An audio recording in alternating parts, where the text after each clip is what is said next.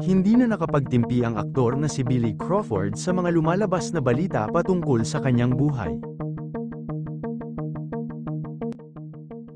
Patuloy at dagsa pa rin ang mga balitang lumalabas na pumanaw na ito.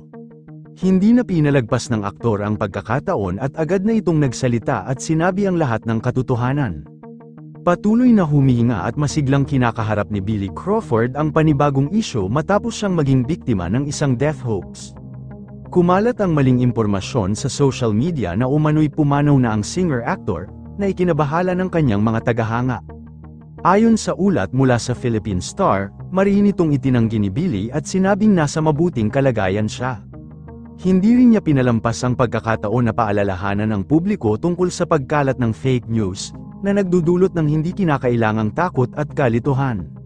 Sa kabila ng insidente, positibo pa rin ang pananaw ni Billy at nagpapasalamat sa mga taong tunay na nagmamalasakit at nag-aalala para sa kanya.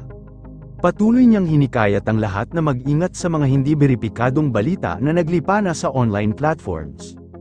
Ayon sa aktor sa mga nagpapakalat ng maling balita, sana gamitin natin ang social media para maghatid ng katotohanan at hindi takot o kalituhan. Buhay pa po ako, masaya, at maayos ang kalusugan. Mag-ingat tayo sa fake news, hindi biro ang epekto nito sa mga tao. Itinanggi rin ng agency ni Billy na kritikal siya at wag na raw idamay sa issue ang asawang si Colleen Garcia dahil nai-stress na ito sa mga lumalabas na balita patungkol sa kanyang pamilya.